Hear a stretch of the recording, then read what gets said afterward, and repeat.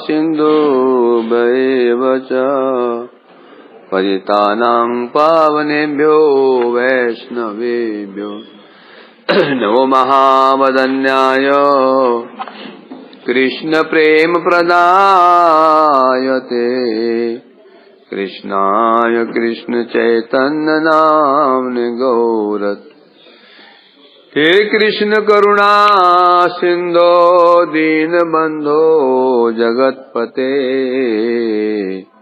गोपेश गोपिका कांत राधा कांत तप्त कांचन गौरांगी राधे वृंदावनेश्वरी वृषभानुसुते देवी प्रणमामि वृंदाय तुलसी देव्यै प्रियाय केशवस्य च कृष्ण भक्ति प्रदे देवी सत्यवते नमः श्री कृष्ण चैतन्य प्रभु नित्यानंद श्री अद्वैत गदाधर श्रीवासादि गौर भक्त हरे कृष्ण कृष्ण कृष्ण हरे हरे हरे राम राम राम। श्री श्री दामोदर अष्टकम हमारे चल रहा है द्वितीय श्लोक। तो इसमें श्रवण किया हमने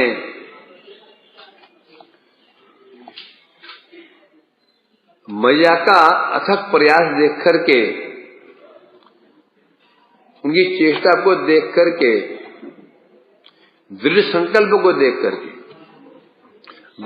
बांध नहीं पा रही है, रस्सी बढ़ती चली जा रही है, रस्सी मीलों लंबी हो गई और कमर वही 11-12 अंगुल की कमर।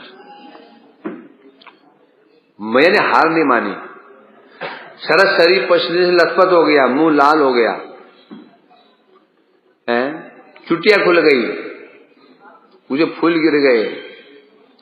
जब ऐसे दृढ़ संकल्प देखा तो कृष्ण का हृदय द्रवित हो गया। जैसे उनका हृदय द्रवित हुआ, द्रवित कब होता है? द्रवित मतलब कृपा हो गई। जैसे कृष्ण के अंदर कृपा शक्ति प्रकाशित हुई, भक्त वात्सल्य रूपी कृपा शक्ति प्रकाशित हुई, उसी क्षण जो ऐश्वर्य शक्ति जो वहां काम कर रही थी वो सही लड़ गई।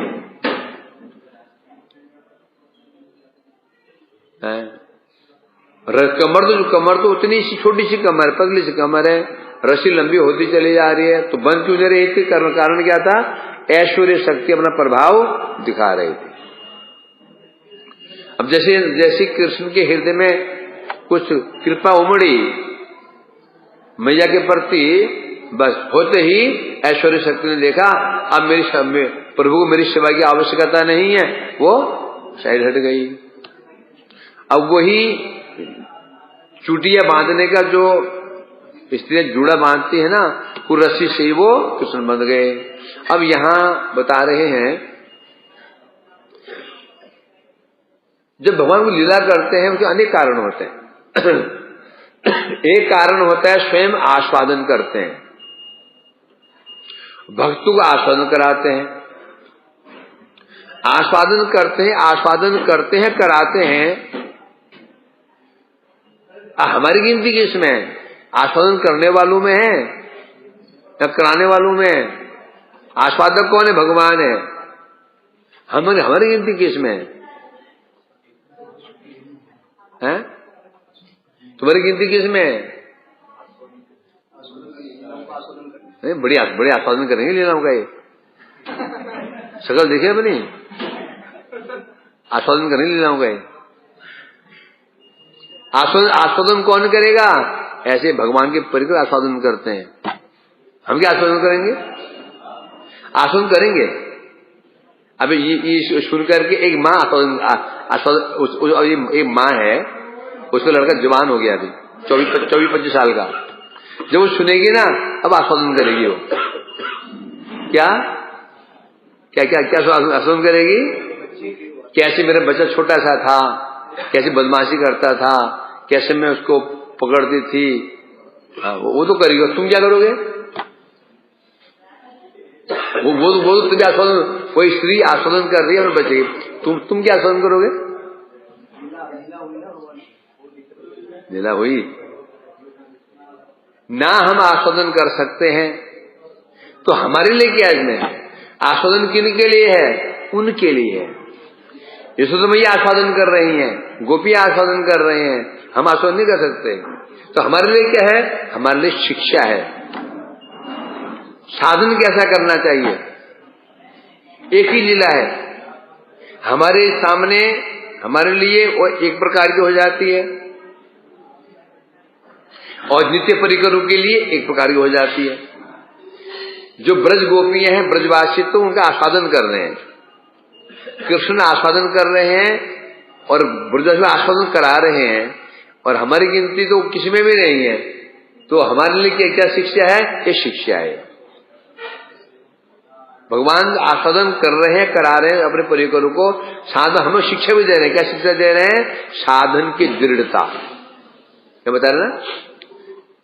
जैसे यशोदा मैया का संकल्प दृढ़ संकल्प था, बांध के ही रहूंगी, रात हो जाए, कुछ भी हो जाए, बांध के रहूंगी मैं।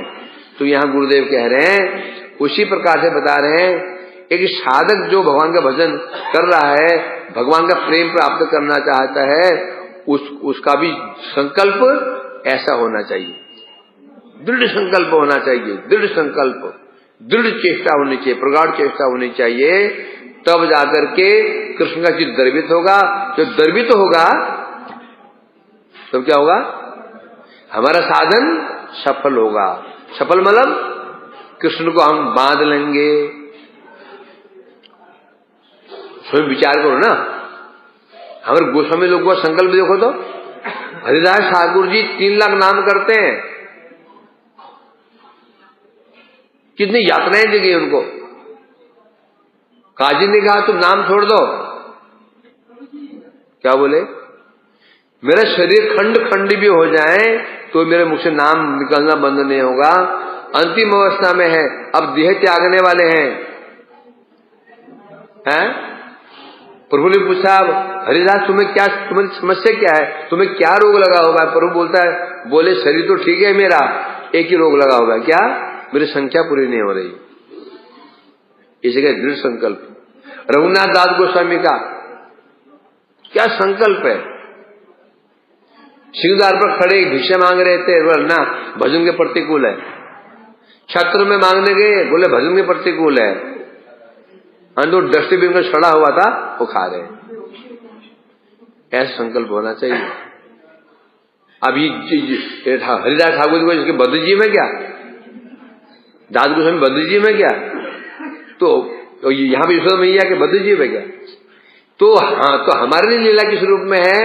हमारी लीला है साधन की दृढ़ता। कैसे हो साधन कैसे दृढ़ होना चाहिए, ये शिक्षा देने के लिए हमारे लिए इस लीला का यही महत्व है। हम आस्वादन नहीं कर सकते, यदि आस्वादन करेंगे तो वो आस्वादन भी जड़ ही होगा। यदि हम आस्वादन करते भी हैं लीलाओं का, आस्वादन भी जड़ आस्वादन होगा, वो उसके ऊपर कुछ नहीं कर सकते हैं।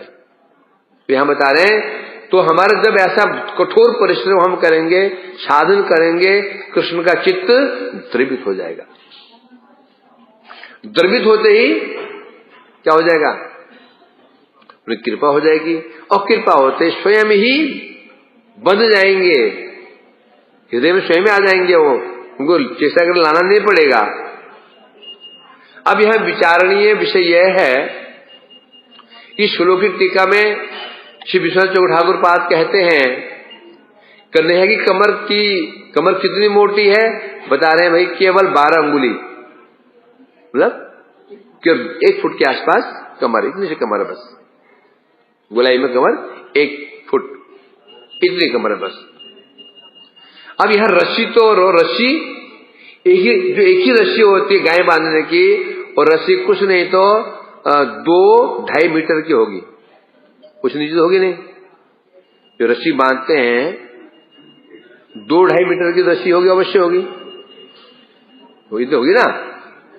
तो 2-2.5 मीटर की एक रस्सी, उसमें हजारों रस्सियां मिल चुकी हैं, जुड़ चुकी हैं, रस्सी मीलों लंबी हो गई, रस्सी का ढेर हो गया। आश्चर्य है कि कमर उतनी ही है और कमर जब बांधे जाते हैं 2 उंगली कम बढ़ जाती है। मैया बांध क्यों नहीं पाई?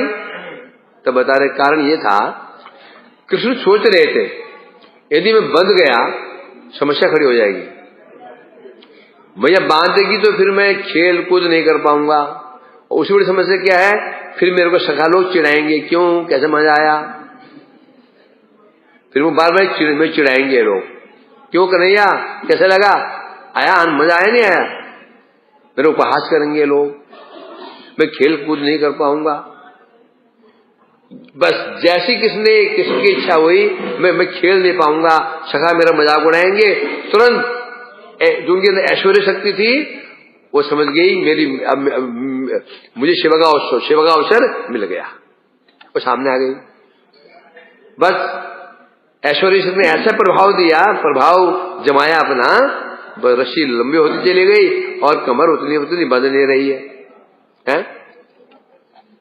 इसलिए कह रहे हैं आप, इसलिए बांध नहीं पाई थी।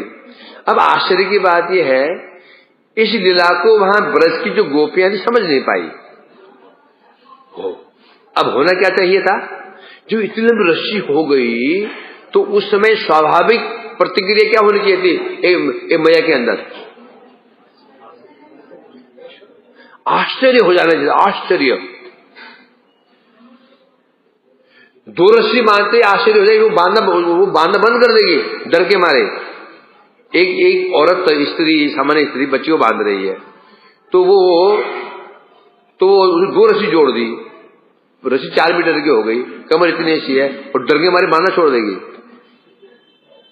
है ना, कि भूत आ गया, ने प्रेत आ गया, कोई ना कुछ करेगी वो, फिर चेष्टा नहीं करेगी, वो चेष्टा करेगी, बांधेगी, संभव है? वो जो रस्सी जोड़ती रहेगी क्या? नहीं जोड़ेगी वो। साधारण प्रतिक्रिया या क्या समझ लेगी मैया, क्या समझना चाहिए था, ये भगवान है, हाथ जोड़ लेने चाहिए थे ना, अवश्य युक्त हमारा कन्हैया ये भगवान है, या कोई भूत इसे घुस गया, हुआ क्या यहां पर, कोई आश्चर्य नहीं है, मैया बांधे चली जा रही।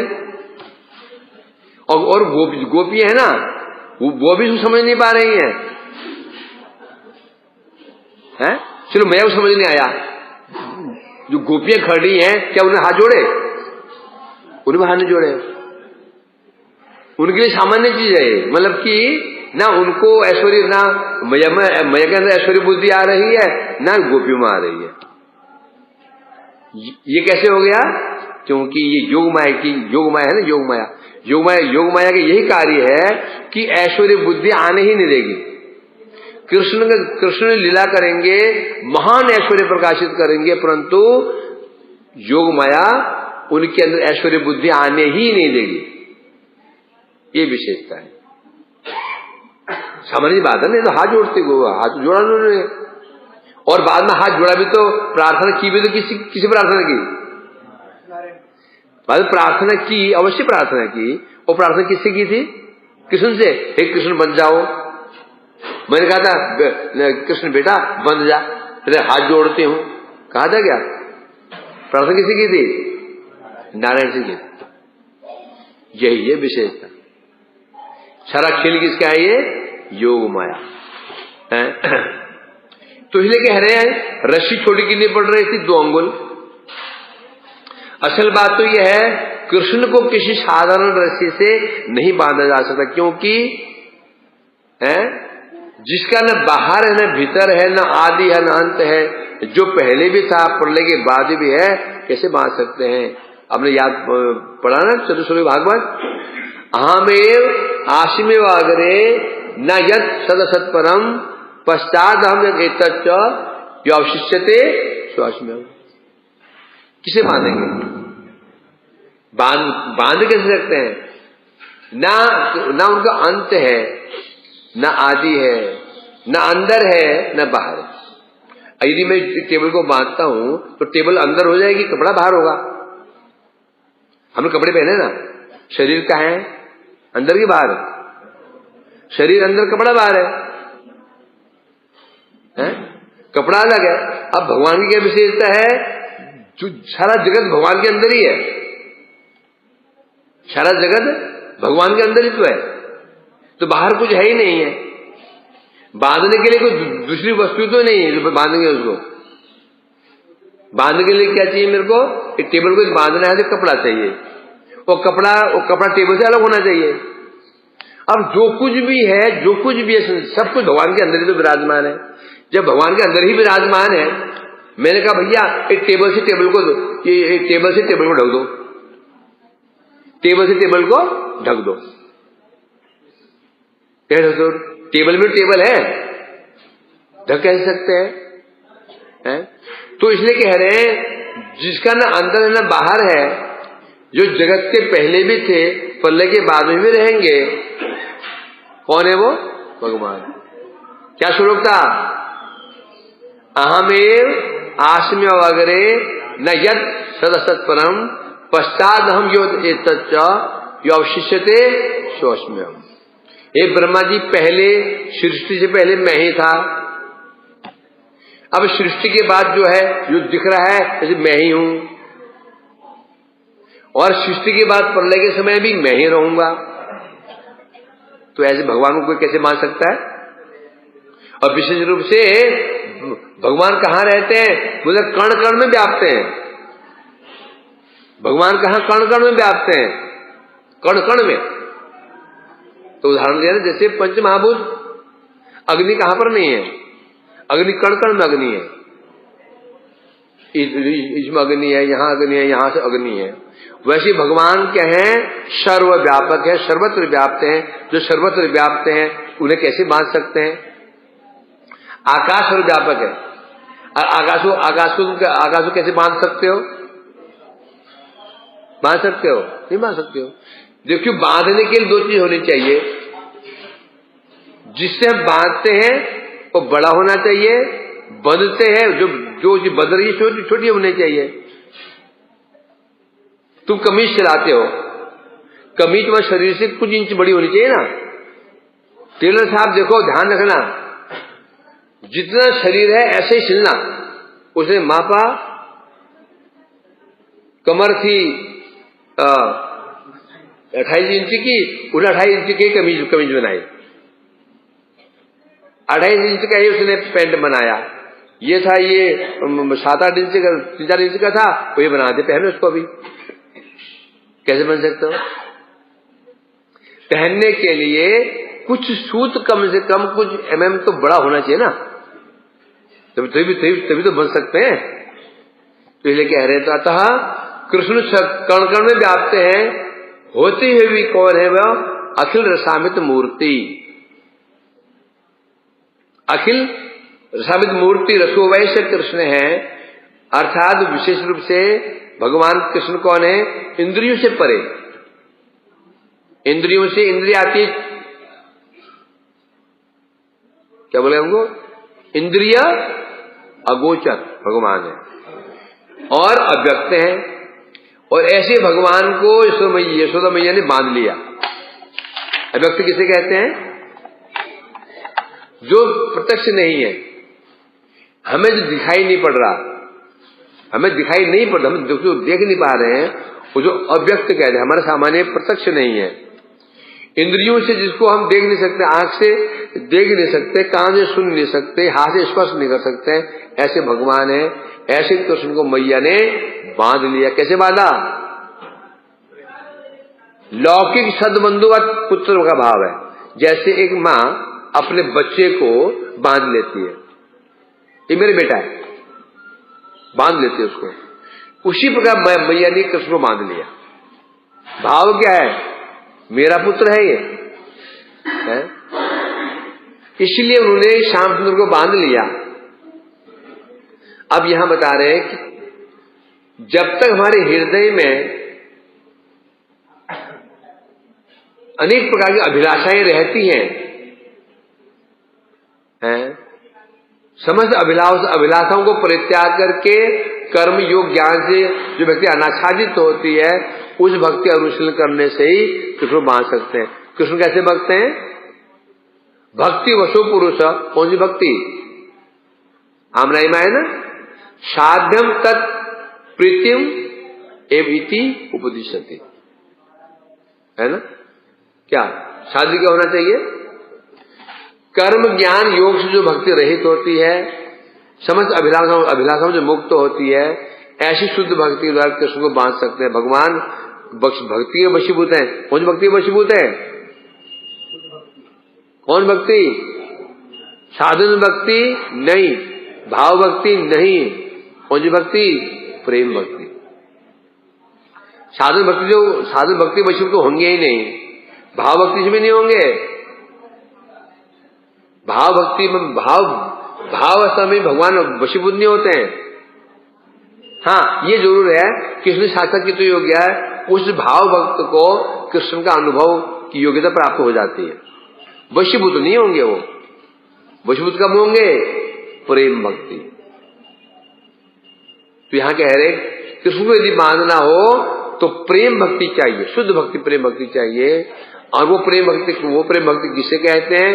जिस भक्ति में कोई कामना वासना नहीं होनी चाहिए, जो भक्ति कर्म ज्ञान योग से ढकी हुई नहीं होनी चाहिए, बस एक ही होना चाहिए। क्या होना चाहिए? क्या होना चाहिए? अनुकूल्येन कृष्णानुशीलनम, अर्थात अनुकूल रूप में कृष्ण की सेवा होनी चाहिए। अनुकूल रूप में कृष्ण की सेवा होनी चाहिए। ऐसे भक्ति से ही मनते हैं भगवान। है? भगवान की अनंत शक्तियां हैं, उनमें सर्वश्रेष्ठ शक्ति है कृपा शक्ति। जितनी भगवान शक्तियां हो सकती हैं, उनमें सर्वोपरि कौन शक्ति है? शक्ति कौन सी? सर्वोपरि शक्ति कौन सी है? कृपा शक्ति। इस कृपा शक्ति का आगे ऐश्वर्य कुछ भी नहीं कर सकता। कृपा हो जाती है ना? उस कृपा का ही मूर्त स्वरूप कौन है? कौन है मूर्त स्वरूप कृपा का? राधिका जी है। राधा कृष्ण प्रणय विकृति। यहां गुरु कौन है? भक्त कौन है? कृष्ण कृपा मूर्ति। कृष्ण की जो कृपा शक्ति है वो मूर्ति रूप धारण कर लेती है, उसे कहते हैं गुरु। तो कृपा शक्ति, जितनी शक्तियां हो सकती भगवान में, कृपा शक्ति प्रधान है। कृपा शक्ति नहीं तो कोई भी शक्ति काम नहीं करेगी। और शक्तियों को भी काम करने के लिए क्या चाहिए? कृपा होनी चाहिए। तो इसलिए कह रहे हैं यहां पर, इसलिए जब कृपा शक्ति प्रकट हो जाती है ना, तो भगवान अपने आप वशीभूत हो जाते हैं। तो सारा खेल किसका है? हम पर कृपा हो रही है कि नहीं हो रही है। कृपा हो गई तो समस्या ही नहीं है, कृपा नहीं हुई फिर लाख चेष्टा करो। हमारी समस्या क्या है? ये तो है ना, 3 बजे उठ जाते हो, तो 3 बजे उठता है, उठे भी उठ जाते हैं। यहाँ उठते हैं मठ में लोग लगे रहते हैं कि 1.5 आराम कर रहा है, 1 आराम कर रहा है, 2 बार कीर्तन में, 2 बार पाठ में, तो कम से कम अनुशीलन, हमारा अनुशीलन कम नहीं हो रहा है, परंतु कम से कम 6 घंटे का अनुशीलन चल रहा है हमारा। 6 घंटे का अनुशीलन चल रहा है हमारा, 6 घंटे का, कम नहीं हो रहा है। इस मठ में चल रहा है 6 घंटे का अनुशीलन। कम हो रहा है क्या? कम है 6 घंटा है? तो परंतु समस्या कहां आ रही है? साधन तो कर रहे हैं, कृपा ही नहीं हो रही है। कृपा हो जाए तो भी इतना साधन की जरूरत ही नहीं है? तो इसलिए कह रहे हैं यहां पर, अब यहां चैतन्य महाप्रभु से पहले भक्ति थी। महाप्रभु जो 500 साल पहले आए ना, उससे पहले मध्वाचार्य जी आए, रामानुजाचार्य आए, विष्णु स्वामी, निमादित्य आए। क्या भक्ति नहीं थी? क्या भक्ति थी? हनुमान जी भक्ति नहीं थी, प्रहलाद जी भक्ति नहीं थी, पांडव भक्ति नहीं थी। पर क्या क्या समस्या थी? भक्ति थी, भक्ति रस नहीं था। पहले लोग रस के नाम से चिढ़ते थे। रस माने घृणित, रस माने घृणित, रस माने जैसे स्त्री पुरुष का होता है, ये माता पिता का होता है, जो घृणित रस माना जाता है। लोग रस नाम से चिढ़ जाते थे, रस नाम से लोग क्या कर लेते थे, घृणा। रस मैंने घृणित चीज, इसलिए इसको स्वीकार नहीं करते रस को। अभी दक्षिण भारत चले जाओगे, अभी वो राधा जी को स्वीकार नहीं करते हैं। करते हैं स्वीकार? नहीं करते। राधा जी का नाम सुनना पसंद नहीं करते वो लोग, वहां के लोग साउथ इंडिया में। रुक्मिणी कृष्ण सुनना चाहते हैं, राधिका नहीं। तो जो हमारे गोस्वामी लोग आए हैं, उन्होंने स्थापित किया भक्ति रस है। वास्तव में जिसे जगत में रस कहा जाता है, रस नहीं है वो। जगत में जो रस कह रहे हैं ना, पति पत्नी के बीच में रस है, माता बेटा के माँ पुत्र में रस है, रस कह रहे हैं, ये रस थोड़ी है। ये क्या है? ये विरस है। रस के दो लक्षण होते हैं, रस के दो लक्षण होते हैं, आस्वादनीयता और पौष्टिकता, है कि नहीं? आप बाजार जाते हो, रस लेके आते हो। रस क्यों लाते हो? दो चीजें होती है, और टेस्टी भी होता है और पुष्टिकर भी होता है ना? आप विचार करो, जगत में जो रस है, पति पत्नी में जो रस है, कि ये क्या इसको रस कहेंगे? अब देखो, इसमें आस्वादनीयता है कि नहीं है? वो तो है, आस्वादन तो है, कुछ आस्वादन है। क्या पौष्टिकता है? पिता पुत्र में, माता पुत्र जो प्रेम है, उसमें रस तो है।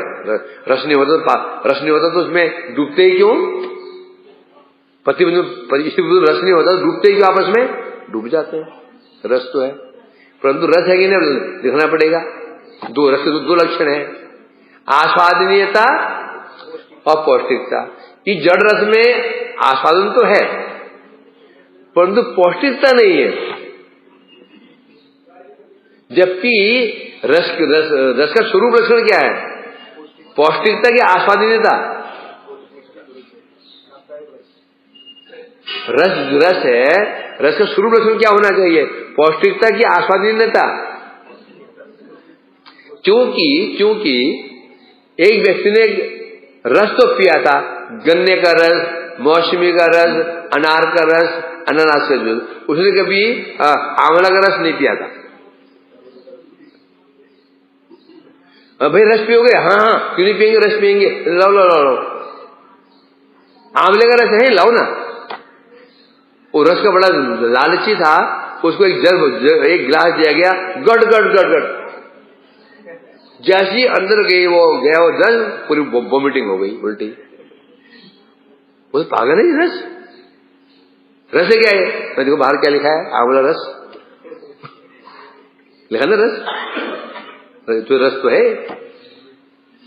तो यद्यपि आंवला रस टेस्टी नहीं होता, वो टेस्टी नहीं होता, मुंह खराब कर देता है, परंतु पौष्टिकता है। तो रस कब है? आस्वादनीय हो नहीं हो, पौष्टिकता होनी चाहिए उसमें। जैसे बाजार में तुम जाओगे, नींबू रस मिलता है, थोड़ी टेस्टी होता है। आंवला रस टेस्टी थोड़ी होता है, बाजार में मिलता है, वो मिलता है तो टेस्टी होता है क्या? वो तो रस क्यों कह रहे उसको? रस क्यों कह रहे? क्योंकि वो रसायन है, पुष्टिकर है। तो जगत में जो रस कहा, जो जगत में रस कह रहे, रस नहीं है ये, विरस मैंने विकृत रस है। विकृत रस, जो रस हमारा कल्याण तो क्या करेगा? अकल्याण करता है। स्त्री पुरुष में जो रस है, सोचो बरोबर, वो रस क्या कल्याण करता है आदमी का? वो नरक की ओर पहुंचाता है। माता पुत्र का रस क्या कल्याण करता है? घोर संसार में डाल देता है उसको, है? तो रस क्या है? भक्ति रस है। क्यों है? इसमें आस्वादन भी है और पौष्टिकता भी है। वो अलग बात है, अभी हमें भक्ति रस नहीं लग रहा है, भक्ति में हमें आस्वादन नहीं हो रहा है। हो रहा समझ गया? भक्ति रस है, अभी हमारे लिए रस तो है, परंतु अभी हमें वो जो भक्ति रस है ना, आस्वादन नहीं लग रहा है। परंतु हम में से हर किसी अनुभव हुआ होगा कि भक्ति जो है पुष्टिकर तो है, सबको अनुभव हुआ है, हमें सबको अनुभव हुआ है, कम ज्यादा अनुभव निश्चित अनुभव हुआ है। जो कम से कम 5 साल से अधिक भजन कर रहा है ना, उसे अवश्य अनुभव हुआ है कि भक्ति रस पुष्टिकर है। कैसे पुष्टिकर है डॉक्टर साहब? भक्ति रस जो वासव रस है कि पौष्टिकता है, आप कैसे अनुमान लगाओगे? बताओ, आपने क्या अनुभव किया कि भक्ति रस है, ये पौष्टिक है या नहीं है? कैसे है?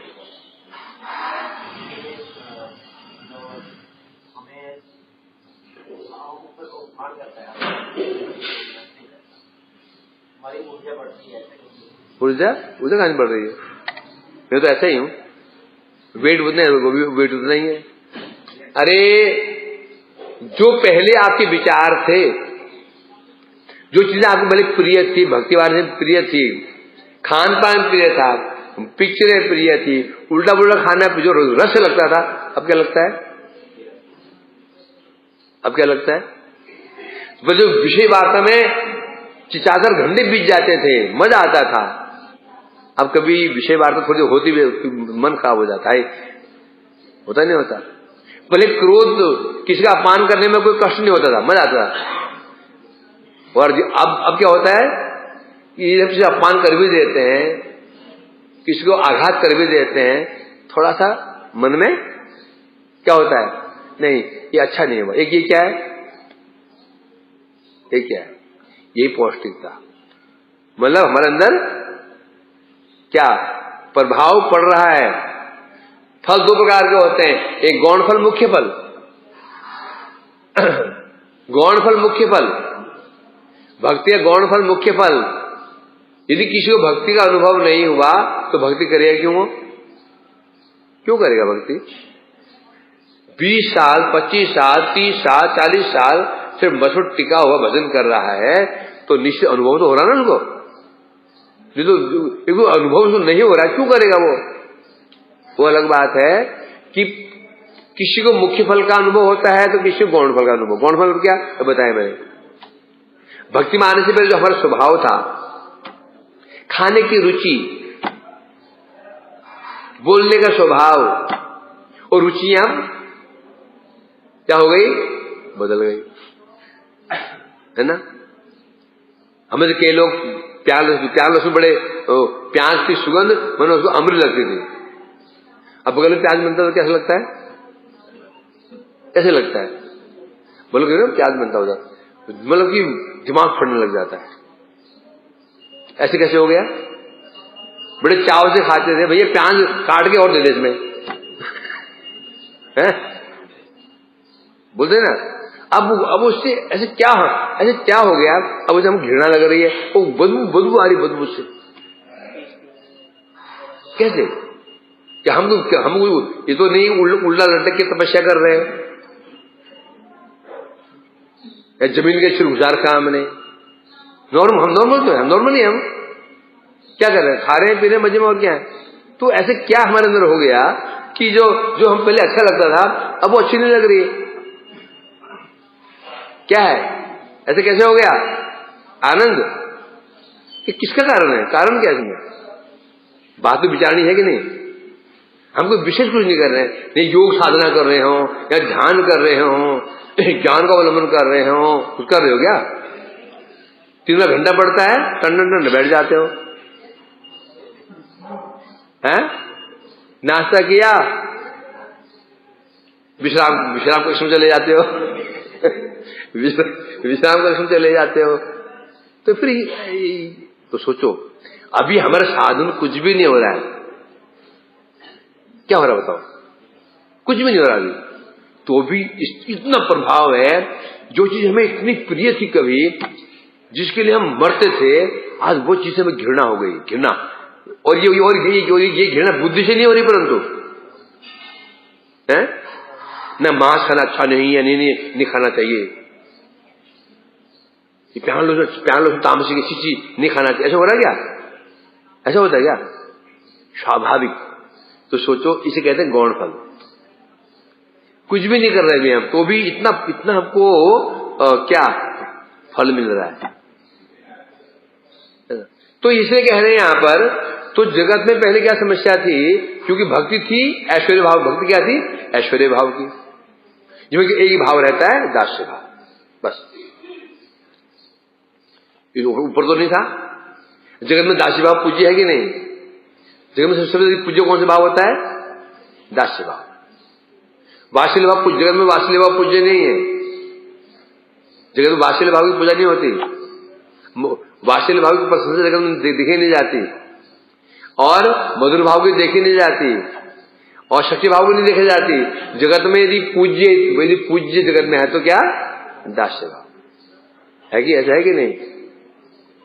तो इसलिए कह रहे हैं यहां पर, महाप्रभु के आने से पहले भक्ति ऐश्वर्य भाव की भक्ति थी, तो लोग भक्ति रस जानते ही नहीं थे, भक्ति को रस मानते ही नहीं थे। भक्ति मतलब रस, भक्ति भक्ति है, उसको रस नहीं कहते थे। परंतु हमारे गोस्वामी ने बताया, रस है तो वास्तव में भक्ति ही रस है, और जो जड़ जगत का रस है, रस है ही नहीं। ये क्या है? विरस। और निर्विशेष ब्रह्म ज्ञान क्या है? निरस। भक्ति रस, भक्ति रस, निर्विशेष ब्रह्म ज्ञान निरस, और जड़ जगत का रस क्या है? विरस। इसलिए कह रहे हैं यहां पर, तो हमारे गोस्वामी लोगों ने भक्ति रस का प्रचार, महाप्रभु ने भक्तों के द्वारा, अपने परिकर के द्वारा भक्ति रस का प्रचार करवाया। जैसा भी अपने विषय में आते हैं, तो अब मैया ने कृष्ण को बांध दिया, बांध के अपने काम में लग गई। क्योंकि ये ड्रामा शुरू हुआ था लगभग 4:30 के आसपास, 4 साढ़े 4 के आसपास। क्यों? मैं ब्रह्म मुहूर्त में उठ करके घरों में जो ये दही मंथन होता है ना, ये प्राय उस समय होता है, प्रातः काल होता है। जब घर में सोए रहते ना, तो माताएं पहले काम कर लेती हैं, घर। तो सुबह कर लेता है। तो 4:30 के आसपास होते लगभग 9:30, 10, 11 के आसपास बज गए होंगे, 9-10 तो बज गए होंगे।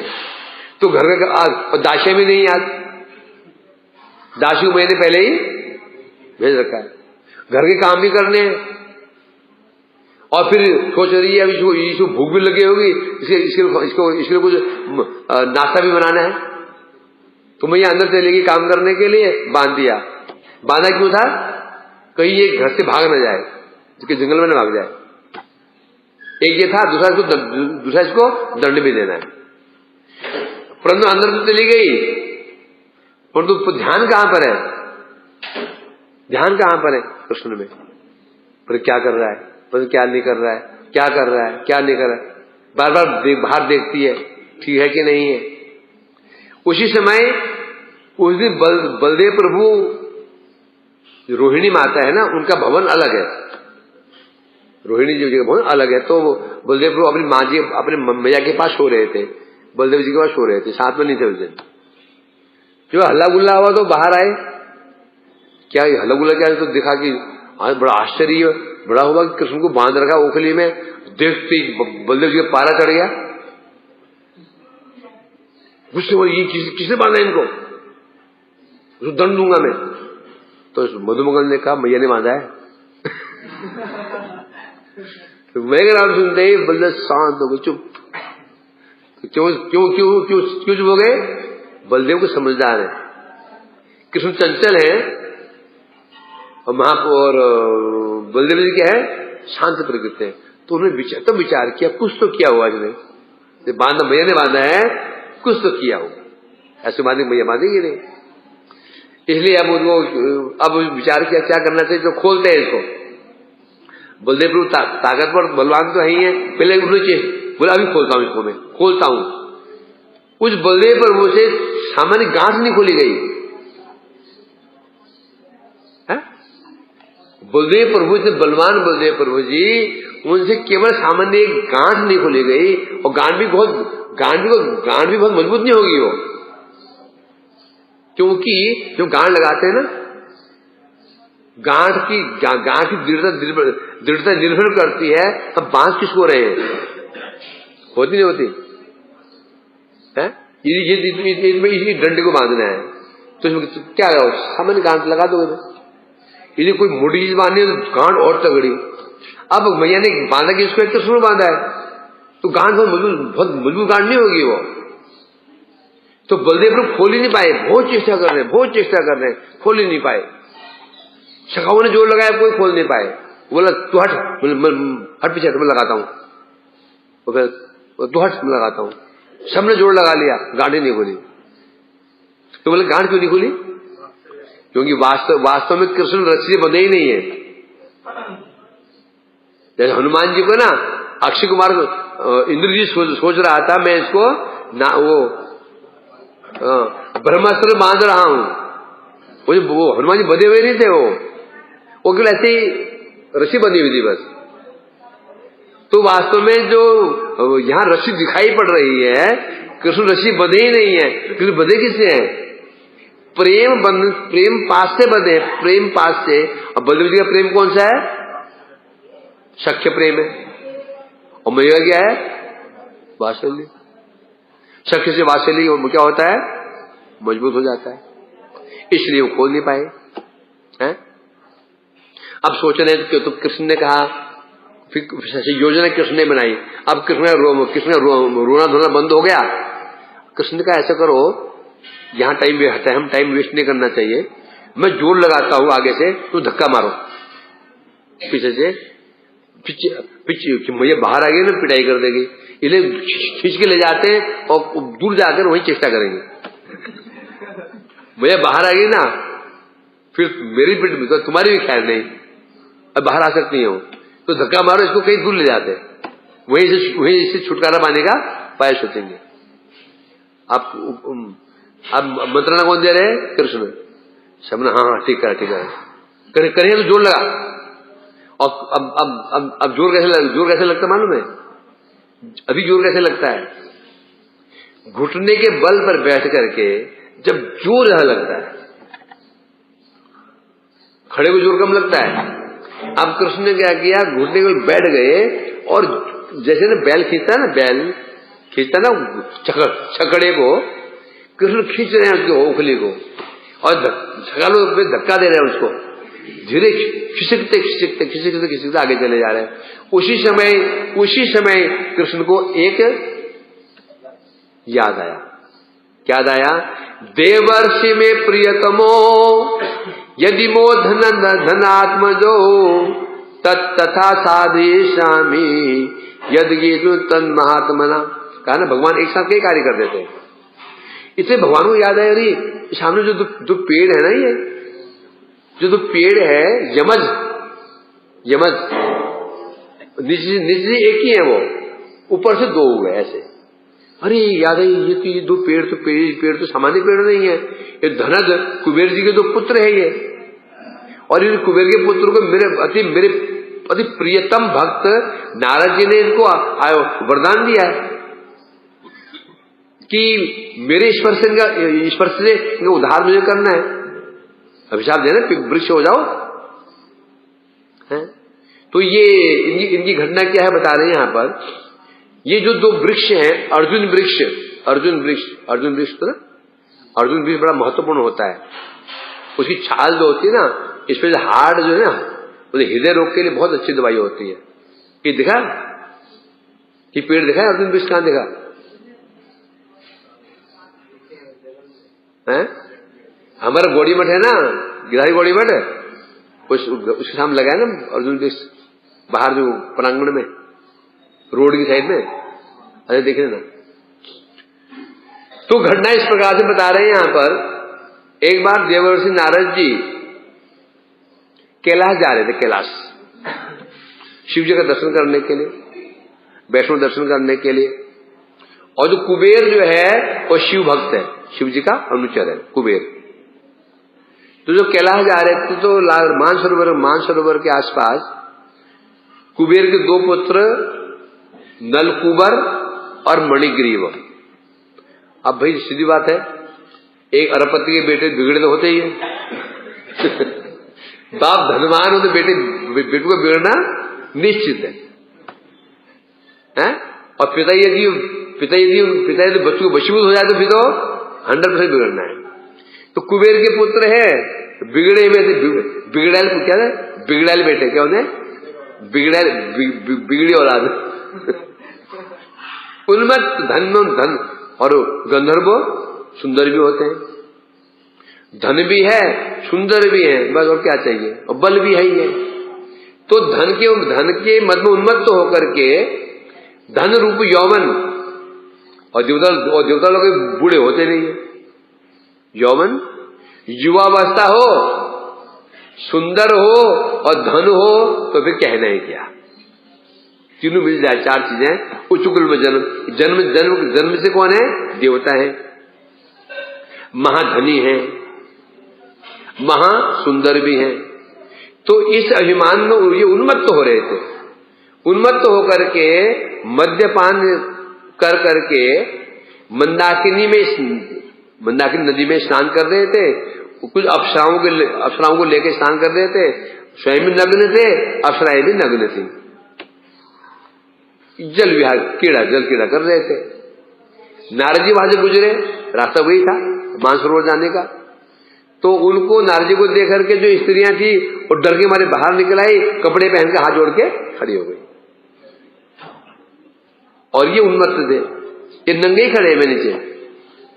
बोले अरे नारद जी इशारा कह रहे हैं, इसको भी अभी आना था यहां से, अरे इससे के सुंगो क्या करता, आ जाओ, ये तो ऐसा ही है, ये तो बाबा है, इसे लज्जा कैसी, संकोच कैसे, आ जाओ, बुला रहे हैं उनको। नारद जी की दृष्टि पड़ी, नारद कौन है, महाभागवत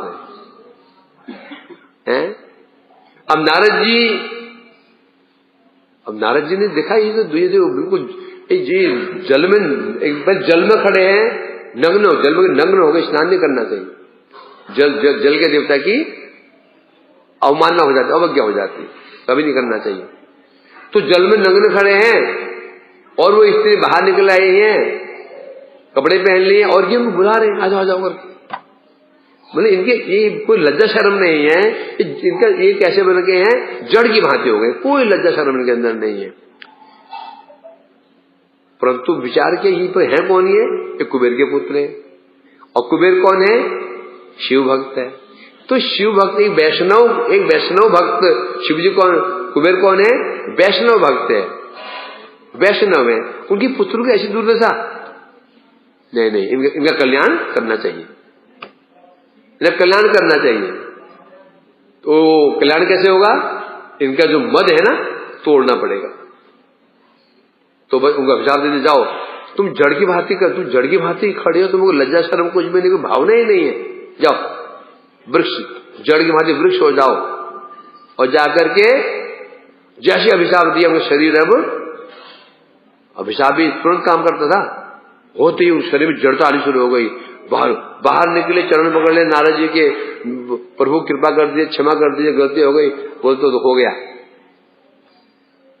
हाँ, अब ये मैं तुम्हें एक वरदान दे देता हूं, तुम जाकर के नंद गोकुल में, नंद गोकुल नंद भवन है, उसके सामने तुम्हारा जन्म होगा, दो भाई एक साथ जन्म होगा तुम्हारा, यम अर्जुन वृक्ष के रूप में जन्म होगा, और जब कृष्ण जगत में आएंगे, लीला करेंगे, उनके स्पर्श से तुम्हारा उद्धार होगा,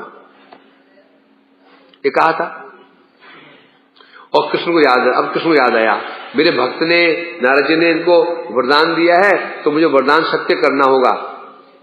तो जो धक्का मार रहे थे पीछे से कृष्ण, वो दो वृक्ष थे उनके बीच से गुजर गए, वो तो पार चले गए, ओखली जब पीछे आए तो ओखली टकराई उन वृक्षों से, जैसी ओखली वृक्ष टकराई, स्पर्श हुआ, वृक्ष इधर उधर दोनों गिर पड़े, भयंकर शब्द हुआ, और गिरते ही उन वृक्ष से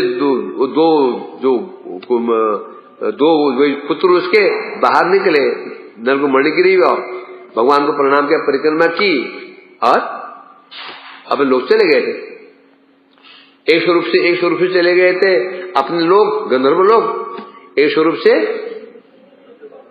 कहां गए थे, नित्य ब्रज में गोलोक धाम चले गए, और वहां जाकर पर क्या बन गए, स्निग्ध कंठ मधुकंठ बन करके भगवान की लीलाओं का गान कर रहे हैं, आज भी गान कर रहे हैं ऊपर। अब जाओगे ना उधर, आपको मिलेंगे उधर, पूछ लें भाई आप हाँ पहुंच गए तो लक्षण दिखते नहीं है। तो इसलिए कह रहे हैं यहां पर, तो नारद जी का जो वरदान था उसके पुत्रों को, कुबेर के पुत्रों को, तो यहां पर स्मरण हुआ और स्मरण होकर के भगवान उनके विष से गुजर गए और 2 वृक्ष गिर पड़े और भयंकर शब्द हुआ। वृक्ष आज के नहीं थे वो, कोई ये जो अभिशाप दिया, ये अभिशाप कब दिया होगा? ये शत्रु के आसपास दिया होगा, कई युग बीत गए। वो बड़े बहुत विशाल वृक्ष थे, जब वृक्ष गिरे तो भयंकर शब्द हुआ और ब्रजवासी भागे सोचा कहीं कोई असुर, तो फिर ऐसे कोई असुर आ गया हो, उत्पात कर रहा हो, भागे आंधी हो गई, अंधकार हो गया, धूल उड़ी ना। तो दिखा कि मैया भागे पहुंची, नंद बाबा भागे आए शब्द सुन करके और आगे, तब देखा कि 2 वृक्ष के बीच में कृष्ण बैठे हुए, एक वृक्षियां अभी चुप थे। जैसे बाबा को देखा, अब बच्चा है ना, बच्चे गिर जाए ना, कोई ना देखे उसको, वो ऐसे चल पड़ता हो, फटाक से गिरता है। बहुत बच्चे की बड़ी विशेषता होती है, जोर से गिरता है बेचारा, कि वह मुझे ना गोला हो जाता है, रोता है, बस वो देखो चिड़ी कहा, वो चिड़ी कहा, वो भूल जाता है। मतलब भले गिरता है ना, बड़ी जोर से गिरता है, उसको बहला दो, वो देखो वो कौवा गया, कौवा वो चुप हो जाता है। बोला था क्यों? क्योंकि उसकी देहात्म बुद्धि कम होती है, बच्ची देहात्म बुद्धि कम होती है, इसलिए उसे दर्द भी नहीं होता है। तो बड़ी जोर से गिरते हैं बच्चे लोग, है ना, पर बच्चों के सिर फूटे रहते हैं, बराबर गोले होते रहते हैं, हम पहाड़ों में पर बच्चों गोले होते बने रहते हैं ना, पहाड़ों में ज्यादा होता, यहाँ तो नहीं होता, हाँ गिर। अब जब बाबा को देखा, अब तो लगे रोने, बाबा ने गोदी में ले लिया। बाबा समझ नहीं पा रहे हुआ क्या है। बाबा ने पूछा, सबसे बच्चे पूछा किसने रो रहे हैं, बाबा ने पूछा तो बांधा किसने? आपके रो भी रहे, सुबह करें बोलते हैं, रोते बोले मैया ने बांधा। और सुनते इतना क्रोध आया नंद बाबा को, एक बेटा हमारा है और बांध दिया, और ये पेड़ यदि, ये तो अच्छा कि पेड़ विपरीत दिशा में गिरे, यदि ऐसे गिरते हैं तो क्या होगा, यदि इसको भी पेड़ से गिर जाते तो क्या होता। तो बड़े क्रोध आए, और अब विष्णु मैया आ गई, अब डर के मारे पास ही नहीं आई। क्यों उनके पास नहीं आई? एक तो डर भी है, डर क्या डर है, यदि मर जाता तो क्या होता। अब और दूसरा डर क्या है, अब नंद बाबा क्या बोलेंगे मेरे को, डर भी है, और बहुत भाव मिश्रित हैं, और आए नहीं पास में। बड़े मुश्किल से बात थी, नंद बाबा ने सबके शांत कराया, उनको गोश्त में ले गए, उनको दूध पिलाया, धार वाला दूध, धार निकाल के दूध पिलाया उनको मिश्री के साथ में है। और यशोदा मैया तो बेचारी खड़ी रह गई, अब जड़वत हो गई, डर के मारे हिली नहीं पाई। तो रोहिणी मैया इसमें हिलाया डुलाया, उनको उनकी चेतना बाहर आई, तो चेतना आई उनकी, और तब फिर रसोई आदि बनाई उन्होंने। मैया तो जो बैठी हुई चुप बैठी, कुछ कर ही नहीं पाई। आज रोहिणी ने जब रसोई बनाई, रसोई बनाई, सब खाने के लिए बुलाया। कृष्ण भी आए, गोदी में आए, एक गोदी में, किसी गोदी में, बाबा की गोदी में कृष्ण भी आ गए। माँ मैया को देख ही नहीं रहे, आज माँ मेरे अंदर बैठी हुई है, वो कृष्ण को देख रही है, मैं दौड़ के मेरे पास आ जाएगा, आ ही नहीं रहे। तो रोहिणी ने कहा बेटा अपनी माँ के पास जा। नहीं जाऊंगा। तो बोले तो नहीं जाएगा तो खाएगा क्या, बाबा है ना, बाबा मेरे को दूध पिला देंगे। तो खिलेगा कहां पे, दाऊ भैया है ना, सब चेष्टा कर रहे हैं कि माँ क्यों चले जाएगी बात, और कृष्ण बिल्कुल उनको दिखना ही नहीं चाहते हैं। और माँ बजा रोई जा रही है अंदर बैठ करके, और तो अंत में रोहिणी जी ने फिर चलाए ब्रह्मास्त्र, इतनी मां मर गई। तो इतना सुनना था, मैया मैया कहते कहते दौड़ कर गए, गोद में चिपट गए, माँ बेटा दोनों ही रो रहे। तो यहां इसलिए कह रहे हैं यहां पर इस प्रकार से ये लीला हुई है। ये जो घटना कहां से, ये गोपाल चंपू से लिया गया है। गोपाल जो बताया ना, ये घटना गोपाल चंपू से लिया गया, गोपाल चंपू से। तो इस प्रकार से कृष्ण बंध गए, अब घर खुल भी गए हैं, लीला समाप्त हो गई। अब लीला वास्तव लीला यहीं तक ही है, लीला यहां समाप्त हो चुकी है। अब इसका फिर आगे जो वर्णन है कि किस प्रकार से अभी क्या, अब क्या दिखा रहे हैं यहां पर, अभी क्या चल रहा है, लीलाओं के माध्यम से कृष्ण का उत्कर्ष। आगे श्लोक आएगा, कितने श्लोक, इति दिशो लीला वीरानंद कुंडे स्वघोषम निमज्जन्तमाख्यापयन्तम् तदीयेषितज्ञेषु भक्तजितत्वम् पुनः प्रेम तस्तम शता विद्य मंदे। अब इसमें दिखा रहे हैं ये जो भगवान कृष्ण जो लीलाएं करते हैं, ऐसी लीलाएं कर रहे हैं, ऐसी मधुर मधुर लीलाएं कर रहे हैं, सामान्य बालक के भांति लीला कर, नर्मद लीला कर रहे हैं, क्यों करते हैं? अब इसमें कारण बताएंगे। और जो कि लीला कर रहे हैं, ऐसे बच्चों की भांति लीला कर रहे हैं, सामान्य बालक की भांति लीला कर रहे हैं, क्यों कर रहे हैं लीला, उद्देश्य क्या था? तृतीय श्लोक में इसका उद्देश्य होगा, कल हम देखेंगे। वांछा कल्पतरुभ्यश्च कृपास्मपैतानां पावनश्नो। हाँ, तो ये दोनों बन गए, हाँ ऊपर चले गए।